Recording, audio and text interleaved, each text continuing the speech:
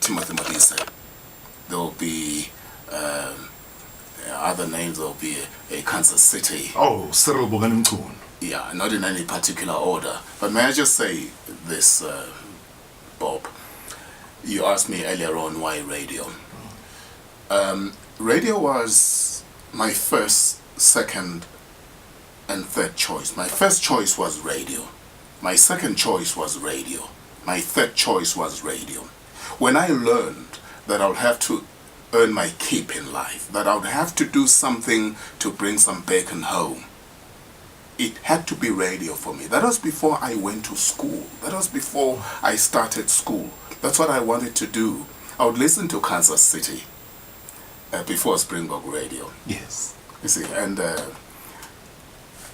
I would visualize that Kansas City, and that's all I wanted to do. Maybe it speaks to my lack of being ambitious, and everyone wanted to be a lawyer, everyone wanted to be an engineer, everyone wanted to be an accountant, and you name them, very respectable professions. But I went this route, and in ways big and small, it embraced me. Yeah, this profession has given me everything, but it was carefully chosen. It's not a mistake. It's not a fluke. The other things that I heard Timothy talking about are things that happened because I was here. So I have to acknowledge the fact that this gave birth to a whole lot of things that I've been lucky and blessed to do. But it all started here. So the way I see it is that this gave everything meaning. It all started here. I love radio, but I love Metro FM even more. Yeah.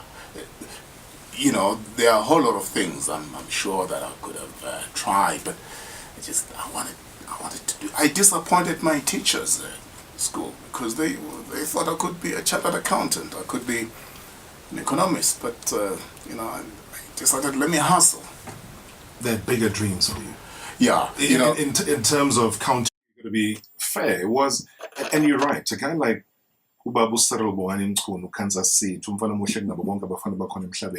he was about that. And we listened and we admired him because he worked for Radio Zulu. Not Ukozi as it is now, but Radio Zulu.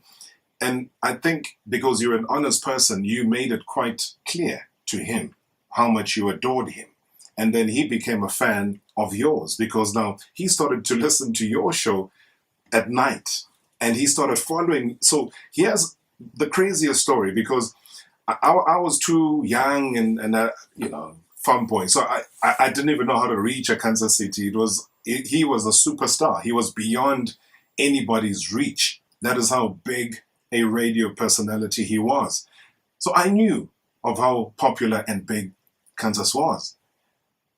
And then you came into the picture, and I think you made him know of your admiration for him. So much so that, and correct me if I'm wrong here, I'm tapping into the memory bank now, is that when he was getting married, then he asked you to come on, either in an MC role, but you had to play a role. That's correct.